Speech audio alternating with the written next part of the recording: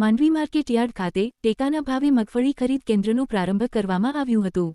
સર્વોદય ફળ અને શાકભાજી ઉત્પાદન સમિતિ કેશોદ દ્વારા માંડવી તાલુકાના 3100 જેટલા ખેડૂતો પાસેથી ખેડૂત દીઠ 2500 કિલોની મર્યાદામાં મગફળી પ્રતિ 40 કિલો 2905 રૂપિયા પ્રમાણે ખરીદ કરવામાં આવશે। આ પ્રસંગે એપીએમસીના ડાયરેક્ટરો મનુભા જાડેજા, વિક્રમસિંહ જાડેજા, શિવજીભાઈ સંગાર, પ્રકાશભાઈ સોમૈયા, અરવિંદભાઈ મોતા, ભાઈલાલ છાભૈયા, અમૃતભાઈ પટેલ, દિગ્વિજયસિંહ જાડેજા, તાલુકા પંચાયત પ્રમુખ કેવલભાઈ ગઢવી, તાલુકા ભાજપ પ્રમુખ સામતભાઈ ગઢવી, લક્ષ્મીશંકર જોશી, શિલ્પાબેન નાથાણી, રતિલાલ પટેલ તેમજ બહોળી સંખ્યામાં ખેડૂતો ઉપસ્થિત રહ્યા હતા। સમગ્ર વ્યવસ્થા એપીએમસીના મેનેજર પરેશ ચોપડા અને સ્ટાફે સંભાળી હતી। એપીએમસીના દરેકે દરેક ડાયરેક્ટર જ્યારે આજે હાજર રહ્યા છે ત્યારે સાથે તાલુકા પંચાયતના પ્રમુખ કેવલભાઈ, ઉપપ્રમુખ શિલ્પાબેન નાથાણી અને કિસાન સંઘના મિત્રો પણ ઉપસ્થિત રહ્યા છે। ત્યારે ડાયરેક્ટરશ્રીઓને પહેલો તો હું, કારણ કે સૌ બિનહરીફ જે ચૂંટણા છે ત્યારે હું અત્યારથી આપ સૌને અભિનંદન પાઠવું છું, ખૂબ શુભેચ્છાઓ આપું છું। અને સાથે સાથે આપના 5 વર્ષ માટે દરેકે દરેક ખેડૂતના હિતમાં આ એપીએમસી નિર્ણય લે એવી હું આપને સૌને વિનંતી કરું છું। અને જ્યારે સરકાર ખેડૂતો પ્રત્યે હકારાત્મક વલણ અપનાવી અને જ્યારે આગળ વધી રહી છે મિત્રો, ત્યારે આપ જાણી શકો છો ત્યારે સૌરાષ્ટ્ર અને આખા ગુજરાતમાં જ્યારે અતિવૃષ્ટિ અને કમોસમી વરસાદ પડ્યો ત્યારે 10,000 કરોડનો માતબર પેકેજ આપી અને સાથે સાથે 15,000 કરોડનો ટેકાના ભાવે મગફળી ખરીદી અને સૌ ખેડૂતોને મંત્રમુગ્ધ બન્યા છે અને એમાં સૌ ખેડૂતોનો રાજીપો છે એવું અમને પણ ભાસ થાય છે। અને સાથે સાથે મિત્રો, જ્યારે માર્કેટ ભાવ 2350 ની આજુબાજુ હોય અને સરકાર જ્યારે 2904 રૂપિયાના ભાવે જ્યારે મગફળી ટેકાના ભાવે ખરીદી કરી રહી હોય ત્યારે હું વધારેમાં વધારે ખેડૂતોને જાગૃત કરવા માટે અને સાથે સાથે સૌ ખેડૂતના આગેવાનોને પણ હું અહીંથી કહેવા માગું છું કે આપણે સંઘર્ષ નહીં પણ સમાધાનના રસ્તે જઈ અને ખેડૂતોને કેમ લાભ થાય અને ખેડૂતો સાથે કેમ વિચાર વિમર્શ કરી અને ખેડૂતોને વધારેમાં વધારે પોષણક્ષમ ભાવ કેમ મળે એના માટે આપણે જવાબદાર જે પણ હોદ્દેદારો છે, જે પક્ષના હોદ્દેદારો છે, એપીએમસીના ડાયરેક્ટરો છે અથવા તો કિસાનના જે પણ મોવડીઓ છે, આગેવાનો છે, એ સૌને મારી વિનંતી છે કે કોઈ ઓલી મોવાલી કચ્છમાં આવી કરી અને કોઈને સંઘર્ષ માટે ભરમાવી જાય અને આપણે ભરમાઈ જઈએ તો એના માટે હું પક્ષના પ્રમુખ તરીકે આપને કરબદ્ધ વિનંતી કરું છું કે આવા લેભાગુ તત્વોથી આપણે સૌ ખેડૂત આગેવાનો, એપીએમસી ડાયરેક્ટરો અને આગેવાનો સૌ એનાથી સતર્ક રહેવું જોઈએ અને વિશ્વાસ અને ભરોસો રાખવો જોઈએ કે ભારતની સરકાર અને ગુજરાતની સરકાર ક્યારે પણ ખેડૂતોને અન્યાય કર્યું નથી અને હજી કરશે પણ નહીં। અને અમે પોતે ખેડૂત છીએ। જે ડાયરેક્ટરો હોય અથવા તો પક્ષમાં રહેલા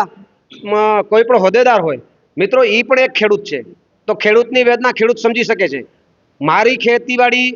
250 એકરમાં છે તો હું મારા ખેડૂતને થોડો અન્યાય થવા દઉં? હું પોતે ખેડૂત છું, તો હું સૌ ખેડૂત મિત્રોને વિનંતી કરું છું આપને ક્યાં પણ અન્યાય નહીં થાય એની સંપૂર્ણ જવાબદારી અમારી છે અને તમારે માટે પોષણક્ષમ ભાવ, તમારો કોઈ શોષણ ન કરે એની સંપૂર્ણ જવાબદારી અમારી છે। ત્યારે આપ સૌ ભરોસો અને વિશ્વાસ રાખજો કે સરકાર આપની પડખે રહેશે એવું હું અત્રેથી ખાતરી આપું છું। ટૂંક સમયની અંદર જ કપાસનો સીસીઆઈ દ્વારા પણ ખરીદી થવાની ચાલુ થશે, તો એમાં પણ તમે વધારેમાં વધારે લાભ લે ખેડૂતો, એના માટે હું વિનંતી કરું છું। અને જ્યારે સરકાર જાહેરાતો બહાર પાડતી હોય છે એના માટે આપણે પ્રયાસ કરવા જોઈએ, ન કે આપણે આંદોલન કરી અને ખેડૂતોને ભરમાવવા જોઈએ। કારણ કે આપણા કચ્છ માટે ગૌરવની વાત એ છે, આપણા 6 ધારાસભ્ય આપણા છે, સાંસદ સભ્ય આપણા છે, જ્યારે નગરપાલિકા આપણી છે, તાલુકા પંચાયત આપણી છે, જિલ્લા પંચાયત આપણી છે, ત્યારે હું અત્રેથી પાર્ટીના સૌ સિનિયરોની રજામંદી હું ખાતરી આપું છું કે કોઈ પણ ખેડૂતને, એક પણ ખેડૂતને આપણે અન્યાય થવા નહીં દઈએ। આપણે તમારી સાથે રહેશું, જ્યાં જ્યાં પણ પાર્ટીની જરૂર પડશે, કિસાનની આગેવાનની જરૂર પડશે, ડાયરેક્ટરોની, એપીએમસીની જરૂર પડશે, એ સૌ ખેડૂતોની સાથે રહેશે। અને આજે પણ સારા વાતાવરણમાં જ્યારે માંડવી એપીએમસીમાં આજે જ્યારે સારો મુહૂર્ત કરવામાં આવ્યો છે ત્યારે મારા ખ્યાલ મુજબ આજે જે કોન્ટ્રાક્ટર ભાઈ છે એનાથી વાત કરી તો 3,000 ખેડૂતોને સાહેબ 3200 ખેડૂતોએ રજીસ્ટ્રેશન કરાયું છે અને બધાની એ જે પણ મગફળી ટેકાના ભાવે નોંધાયેલ છે અને રજીસ્ટ્રેશન કમ્પ્લીટ થયેલ છે એની કોઈની પણ બાકી નહીં રહી જાય એવી સૌને અત્રેથી આપણે ખાતરી આપીએ છીએ. ભારત માતા કી જય, જય જય જય ગરી ગુજરાત. જે કચ્છ જિલ્લાના માંડવી તાલુકા ખાતે જ્યારે ભૂપેન્દ્રભાઈની સરકાર દ્વારા મગફળી ખરીદ કેન્દ્રની શરૂઆત થઈ છે ત્યારે આજના કાર્યક્રમમાં ઉપસ્થિત ભારતીય જનતા પાર્ટીના તાલુકાના પ્રમુખ સામતભાઈ, તાલુકા પંચાયતના પ્રમુખ કેવલભાઈ, અમારા તાલુકા પંચાયતના ઉપપ્રમુખ શિલ્પાબેન, એપીએમસીના ડાયરેક્ટર મનુભા બાપુ, ખાસ ખેડૂતો માટે મહેનત કરે છે એવા વિક્રમસિંહ બાપુ, શિવજીભાઈ, પ્રકાશભાઈ, અમૃતભાઈ, દિગ્વિજયસિંહ બાપુ તેમજ કિસાન સંઘના મિત્રો, પ્રમુખશ્રી અને ઘણા બધા મિત્રો ઉપસ્થિત છે ત્યારે એનો હું માંડવી એપીએમસી વતી ખૂબ ખૂબ સ્વાગત કરું છું. વાત ખરીદીની રહી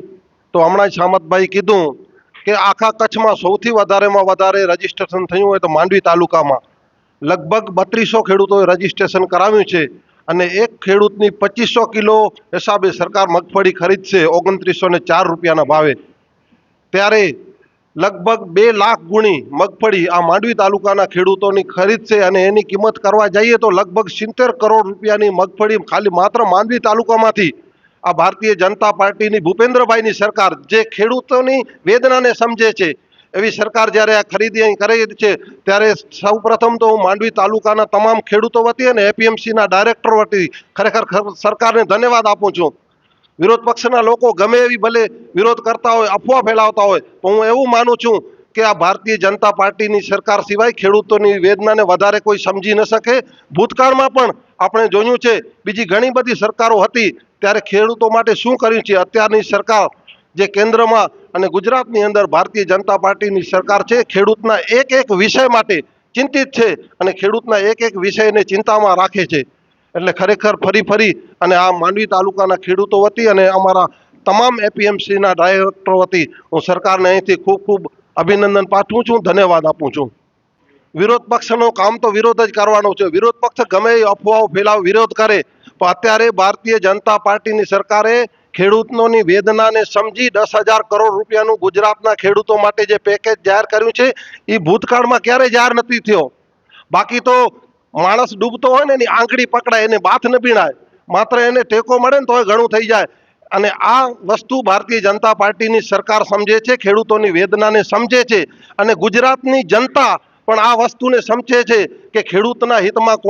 કોણ કાર્ય કરે છે.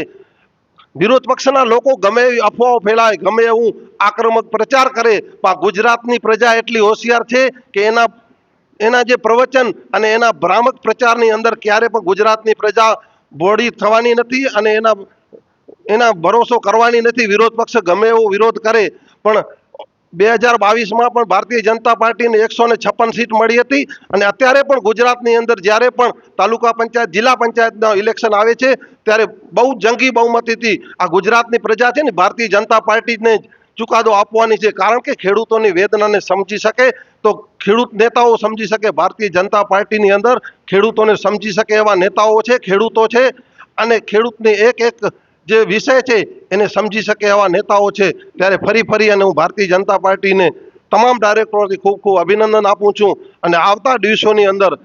જે ખેડૂતો માટે ઘણા બધા હજી પ્રશ્નો છે એના વિશે પણ અમે તમામ ડાયરેક્ટરો સરકાર સુધી રજૂઆત કરશું અને સરકાર કાયમના માટે ખેડૂતો માટે અને સમગ્ર ગુજરાતની દરેક જનતા માટે હકારાત્મક નિર્ણય લેતી હોય છે. બાકી તો વાતો કરવામાં અને વહીવટ કરવામાં ઘણો બધો તફાવત હોય છે. વાતો ગમે એ કરી શકે પણ જ્યારે વહીવટમાં બેસેલી સરકાર હોય એને બધું વિચારવાનું હોય અને જે કંઈ પણ નિર્ણય લેતી હોય એ બધું વિચારીને નિર્ણય લે છે અને જે પણ નિર્ણય છે એ ખરેખર સારા નિર્ણય લે છે.